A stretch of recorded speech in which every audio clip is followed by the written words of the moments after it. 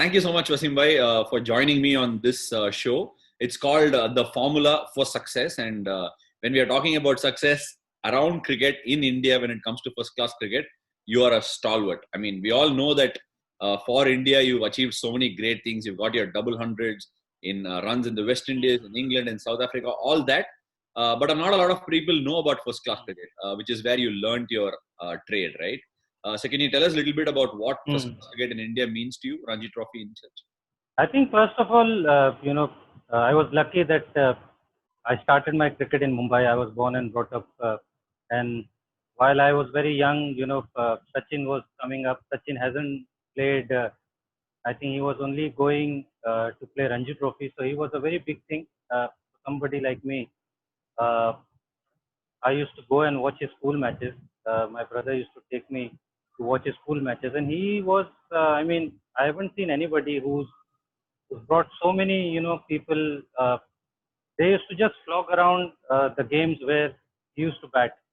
Even if it was a practice or a game, people used to stand up. If you had gone through Churchgate, I don't know if you've seen Azad Maidan or Yeah. Cross Maidan, and people used to just stand and watch him. And obviously he used to score runs, tons after tons. Even in school cricket, I remember he got out on duck and he brought a headline that Sachin Tendulkar got out on zero.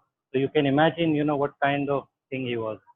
So I was lucky. Him and Vinod Kamli, I used to watch very regularly. I used to go and watch a lot of corporate games, Sungrace, Mafatlal, Tata, Air India, and people like Dilip Vengsarkar, Ravi Shastri, Sanjay Manjrekar, people from outside like Kiran More, Nayan Mongia, Atul Vedad, they used to come and play, and standard was so high. So I always wanted to play cricket. So you wanted to join all those players, get somebody to get into even Ranji probables at that time. Getting into 30, 35 of Mumbai was a big thing. So that's how my interest developed, uh, and the culture. I think the Mumbai culture was so strong that somebody scoring a 70, 80, or even odd 100 doesn't mean much. Unless you keep knocking that doors with big scores. Uh, that was something which we have built in. Uh, if you score 100, 120, you can get out.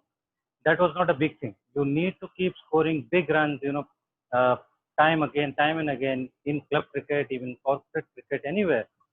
Then only you will get noticed over a period of a season or 2 seasons. So the upbringing, I think, was very tough, and that's why probably Mumbai cricket is so good. I feel that the cutthroat competition is so strong. So luckily, I was brought up, playing for Mumbai and brought into that culture. I think that made me, wanting to become a cricketer, wanting to be like them. Hearing things about Gavaskar, watching Sachin Tendulkar, playing alongside Manjrekar, Vinod Kambli. So it was an amazing, amazing journey. Wasim Bhai, I had a chat with Amol as well on the same show some time back, and there are two things that stand out when you say one is how the competition was in Mumbai. In fact, Amol went on to say that if you played for Mumbai, you were as good as playing for India because the competition was so stiff inside Mumbai. Getting into the Ranji Trophy team was so tough. On the other hand, you're talking about corporate games and all that. Wasn't there this corporate rivalry that came in way of selection when it came to Mumbai cricket?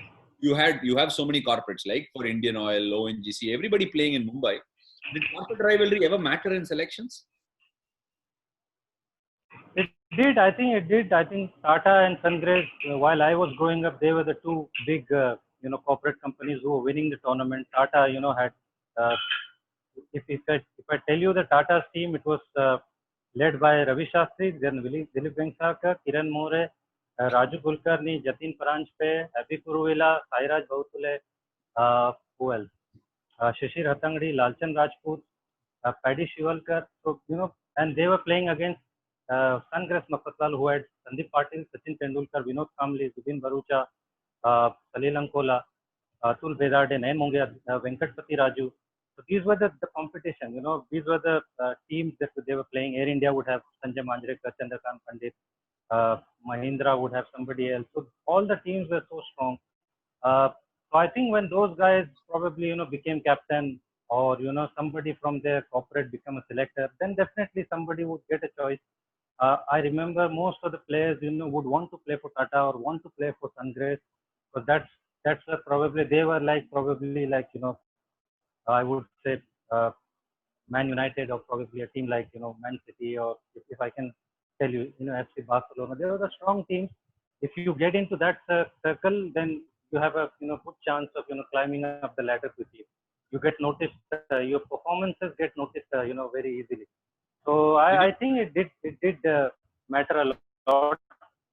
That competition between the corporate, I think that helped into selection. right? Even in club cricket, I would say so. Even the club teams, somebody like CCI, Cricket Club of India, or the other strong teams, Shivaji Park, Gymkhana, and all that. Those people, if you're playing for that club and if a captain is from that team, then obviously you have a good chance of making it to the Mumbai team. Right. Interesting that you say that because supposing somebody is playing for the Tata or somebody is playing for the Mafatlals or somebody is playing for CCI, what is a route map for somebody else who's not playing for any of these three? I mean, is there examples of cricketers who came from there who struggled or might have missed out because of that? Lot of examples. I mean, a lot of people have actually come up. I mean, Abhi Kuruvilla have came up because of the MRF, the Mafatlal Pace Foundation. There are so many players. I mean, Abhi Kuruvilla never played under 19, under 23 cricket. He was playing tennis ball cricket. Okay. He was noticed by Frank Tyson in the Mafatlal Pace Foundation, and suddenly, he was playing. His Ranji Trophy debut was a Ranji Trophy final against Haryana. Oh, wow. So he obviously got noticed because of that.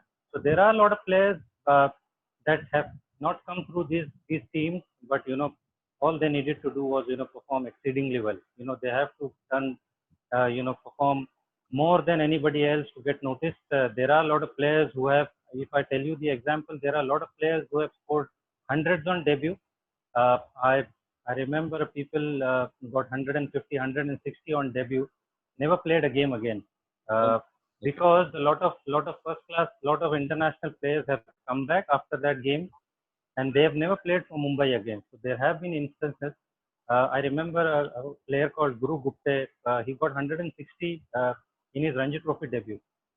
And then after that game, I think Dilip Venkatrakar and all the star players who were playing for India, they came back, and that guy never played for Mumbai again. Oh my God. Okay. So these kind of instances have happened many a times. I remember Jatin Paranjpe got 100 in Ranji Trophy final, and he's got 100 in Ranji Trophy. He's got 100 in Ranji Trophy final, and he's got 100 in Irani Trophy also, back-to-back 100. And the first game of the season, he was dropped because Sachin Tendulkar had come back, Sanjay Manjrekar had come back, and Yunus Kamble had come back. So somebody has to make a way. So he was dropped for that game. So there are a lot of instances. That is why probably the chances you get, you value those chances when you're playing for Mumbai. So Wasim bhai, we spoke at length about how difficult it is to get chances playing for Mumbai cricket. Then how did Wasim Jaffer manage to make it? Where did those hunger for runs come? Desperate, I mean, there must be desperation within you to perform because somebody is coming back or there are people coming for your places, and you played for such a long for a strong team like Mumbai, and 41 titles is no mean achievement. How did that happen? Where did the hunger come from? How did your game get fine-tuned? I think I came through. Obviously, I started from school cricket. So school cricket, obviously, is also very very important. All the good players like Sachin, Vinod, myself, Amol Muzumdar, and the players like Prithvi Shaw, Sarfaraz Khan, all these players, Shreya Iyer, they've all played for good schools. That Harris Shield and Gail Shield tournaments hold a lot of importance. Right. So if you score runs in them, you get into the Mumbai under 14 team, Mumbai under 16. In our time, there was no under 14, we had under 16, but now they have. So, those are the roadmaps. If you score runs in school cricket, then you get, selected for the Mumbai under 14 team. Then obviously your journey starts. So my journey started from Mumbai under 16 because I scored lots of runs in school cricket. I scored a 400 in a school tournament, and then there was a selection tournament. I remember I scored a couple of 60s, 70s, uh, and then I didn't get selected. I was expecting that I would get selected, but I wasn't selected. Amit Pagnis, got selected, and I was crying, because I wanted to play for Mumbai. So my family said, if you need to play for Mumbai, you need to score more runs. So that was the culture that if you want to get better, there's no other alternative than to get better and score lots of runs. So next season in that tournament, I scored 206 in the first game, carrying my bat through. Obviously, I got selected for the Mumbai under 16, and then the journey started. You keep scoring runs in the under 16. Then I was lucky that Mr. Sudhir Naik sir, I think you must have heard of him. He was a former Indian cricketer. He was a curator in Wankhede. He asked me to play for this club, National Cricket Club. That was an A division club, and we had players, like 6-7 players who were playing for Mumbai at that time. Right. Nilesh Kulkarni, Manish Patel, Rajesh Sudhar, Sunil More, Rajesh Pawar, Zahir Khan. So all these players were playing for my club, and I got that opportunity and learned my trade. Those were actually the stepping stone for me. I would say that the club cricket was so tough in those times that the Maidan cricket, you must have heard about it. Yes. That you learned so much trade of about how to win the matches, how to score runs, how to find a way to score runs, or how to find a way to win. Right. If you make any mistake, you were told off. There was no sympathy whatsoever. So the competition was so tough. Similarly, in the corporate teams, that was a one step higher. So I learned my trade, a lot of my trade in that team, and then obviously you score runs in those club cricket. Those matches hold a lot of importance in Mumbai circles. If you score runs against a good team, probably against Mumbai captain or something like that, then the word spreads. You get chances of you're getting selected becomes more. So that's how my journey started. I started scoring runs in my corporate games in Mumbai under 16, under 19 circles, the club games. And as I said before, that you can't just keep scoring 60s, 70s, 80s, and then expect that you have done well, because the people around you would tell you that that is not good enough. So you have to understand It that is. boss. It's so interesting that you say that, because the one thing that you said was I scored 60 and 70 and didn't get selected. Amit Fagnis got selected, and my father and my family told me that if I have to play for Mumbai, I have to score hundreds. Okay, but there is a trend, and probably in the other parts of the country, where you make 60s and 70s, and parents are telling you, wait, I will find out which chacha is related to which selector. I will try to put in a word. Or you're talking about an entire system where people are telling you honestly, this is not good enough, right? Is that how Mumbai cricket retains its sanctity, and is that one of the reasons why Mumbai cricket is managing it well? I think so. At least in my time, when I was coming through the ranks, at least that was the system. Because I mean, if you score 60s, 70s, and obviously you get selected for Mumbai, and you don't do well in your first 2-3 innings, you're out. You're out for good. So it's better that you come through hard way. So you value those chances. I remember when I played my first game for Mumbai, I got out for 18 in my first Ranji Trophy game, and I remember we were going to Saurashtra by train, and I told my brother that if I don't score runs in this game, I don't know what will happen. So that was the mentality that you got one opportunity, and this is probably your last opportunity. And I ended up, luckily I ended up getting a 100 in that game, and that cemented my place. Right. So that was the competition. So if you don't do well in one or two opportunities that you get, you could be out forever, or you have to go out and score another tons of runs in 1 or 2 seasons and wait for the opportunity. I remember, players like Kiran Pawar, you must have heard, players like Mandar Phadke, they're prolific scorers in club cricket, in corporate cricket, never got many chances because of that only. They played 1 or 2 games. Fortunately for them, they couldn't score, and then they were left out. So that probably that competition made the Mumbai cricket better. Okay, now that you've spoken in length about what Mumbai cricket and how scoring runs is so important in Mumbai cricket, within the 15 minutes that you've spoken about a 400 in school cricket, then you spoke about a 100 in Ranji Trophy cricket. Now, how did you manage to make these big runs? Because Ranji Trophy titles, yes, but we always had a lot of batsmen in Mumbai who scored these big runs, and eventually managed to go on to win titles for them. How do you connect these big runs with titles as a Mumbai cricketer? And how do you manage to make it? I understand school cricket is where you learn the art, but what about the physical stamina or the mental stamina? Is there a separate aspect that you work on?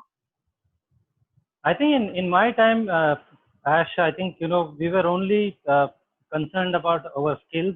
We were not that concerned about, the fitness aspect as much. I remember I used to bat and bat the whole day. And if you need to score hundreds, you need to bat, for 3 sessions, which is very important. So Sorry, batting for long hours. one second, sorry. You said bat an entire day, right? At what age were you batting an entire day? I think when I was 14, 15. Okay, right. So my day at school, I shifted my school from 6th standard to 7th standard, just to, get into a better school which had cricket. The cricket was very good. So where I was living, I had to travel 45, 50 minutes by train, just for that sake, not for the education purpose. I used to I went to the school just to get the better cricket.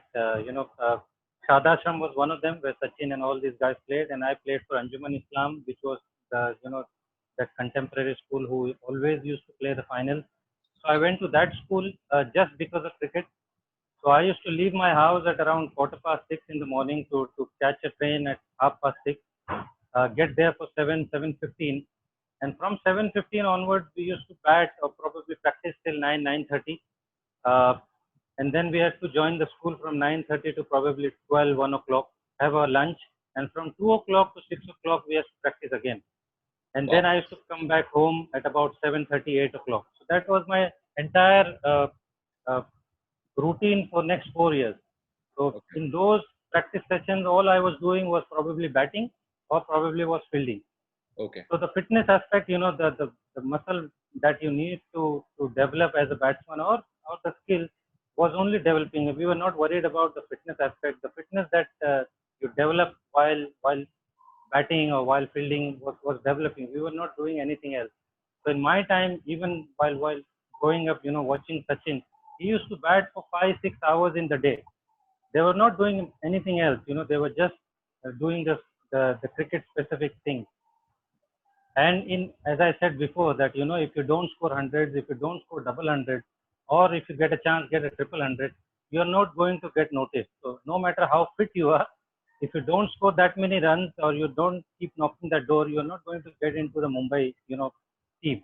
But be it under 16, be it under 19 or Ranji Trophy. So you need to be very good at your skill. So you were speaking about this batting fitness in detail when you're going to school and playing for these hours, right? Yeah. So when you do you believe that part of the game is actually a little missing? Because when we see a lot of young children these days, their basic fitness to even lift the bat or play a proper cricketing shot compared to the times then is totally missing. Is there a role that you guys had when you played like cricket next door near your house, gully cricket or something? Is gully cricket a big culture in Mumbai at all? Used to be, yes, it used to be in my time. Because I was noticed by one of the, my neighbor, who suggested to my family that, this boy looks, a decent cricketer. Why don't you, get him into any coaching or something? So that's how uh, uh, my cricket started. And I'm sure a lot of other, people must have gone through the same thing. But not many people were staying in the big buildings or, in the apartments. All came from very humble background. They used to play tennis ball cricket. And then the journey started because there was no academy as such. You had a little bit of talent, and then people would suggest you that why don't you take it seriously, and they would join a cricket net, whether it's Ramakant Acharika or somebody else or somebody. Then how your journey started, and then from then on you probably move schools to get into a better cricketing school or move to the college, which has a better team. So that's how our journey and our time started. Now, so obviously you straight away get into an academy or something, and then your journey starts. But in our time, it was different.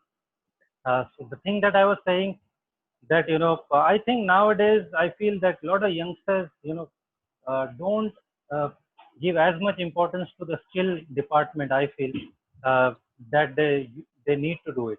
I think they're more worried about how they look, the fitness wise, the athleticism probably. I don't think if you ask me, somebody who's played the game recently, I don't think you need worry about the fitness as much until you are 25, 28. Because you have the basic fitness, I feel you should not worry about that much. You should worry about how to get your skills better, be as a batsman or be as a bowler. If your skills are up to the mark, if you are good enough to bat the whole day, or now that the skills to play T20 cricket or maybe one day cricket, all three has a different skill set. So you need to worry about improving your skill set at that age. Once you get past 25, 28, then you need to up your fitness level, I feel. But the skill is more very, very vital, I feel, nowadays.